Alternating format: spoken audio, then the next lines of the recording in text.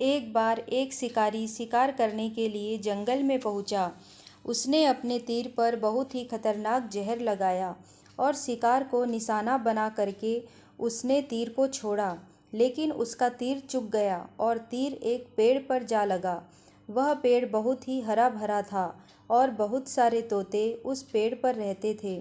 जैसे ही वह जहरीला तीर उस पेड़ पर जाकर लगा, वह पेड़ धीरे धीरे सूखने लगा और उस पेड़ पर जो भी तोते रहते थे वह एक एक करके उस पेड़ को छोड़कर जाने लगे।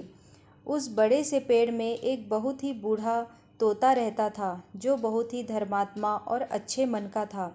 सभी तोते उस पेड़ को छोड़कर जाने लगे थे, लेकिन वह बूढ़ा तोता जाता था, दाना लेकर के आता और उसी पेड़ में आकर के बैठ जाता था, परंतु उस पेड़ को छोड़ने को तैयार नहीं था।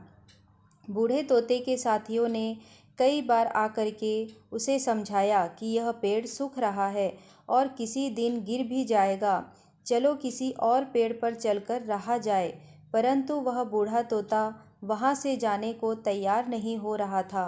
अब यह बात देवराज इंद्र तक पहुँची। उन्हें बताया गया कि एक तोता है, वह जिस पेड़ पर रहता है उस पेड़ पर एक जहरीला तीर लगने के कारण सूखने, गिरने और ख़त्म होने की कगार पर आ पहुँचा है और एक बूढ़ा तोता अभी भी वहीं पर रह रहा है। वह दाना लेकर आता है और वहीं पर रहता है, जबकि उस जंगल में बहुत सारे पेड़ हैं, लेकिन वह उसी पेड़ पर रह रहा है। देवराज इंद्र प्रकट हुए और उस बूढ़े तोते से कहने लगे कि आप बहुत धर्मात्मा हैं, बहुत ही अच्छे मन के हैं, लेकिन आप इस पेड़ को छोड़कर किसी और पेड़ पर चले जाइए, क्योंकि यह पेड़ कुछ ही दिनों में गिर जाएगा।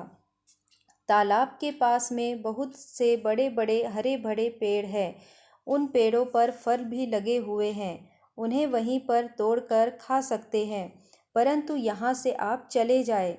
तोता बोला, माफ़ कीजिएगा, इस पेड़ ने मुझे जीवन दिया है, शिकारियों से मेरी रक्षा की है, हर मौसम में मेरे साथ रहा है, ये पेड़ मेरा घर है, यहाँ मैं पला बढ़ा हूँ, इस पेड़ को मैं छोड़कर कैसे जा सकता हूँ?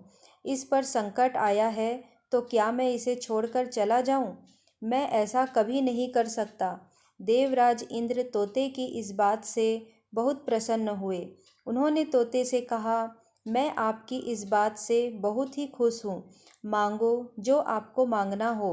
उस बूढ़े तोते ने कहा, मुझे बस इतना मांगना है कि जिस पेड़ ने मुझे जन्म दिया, जहाँ मैं रहा पला बढ़ा, जिसे आप मेरा जन्मभूमि कह सकते हो, आप इसे फिर से वैसा ही हरा भरा कर दो जैसा यह था। देवराज इंद्र ने अमृत से उस पेड़ को सींच दिया और पहले की तरह हरा भरा कर दिया। अब वापस से उस पेड़ पर आकर के बाकी तोते रहने लगे। वह बूढ़ा तोता कुछ समय तक और जिंदा रहा, फिर उसकी मृत्यु हो गई और वह स्वर्ग में चला गया।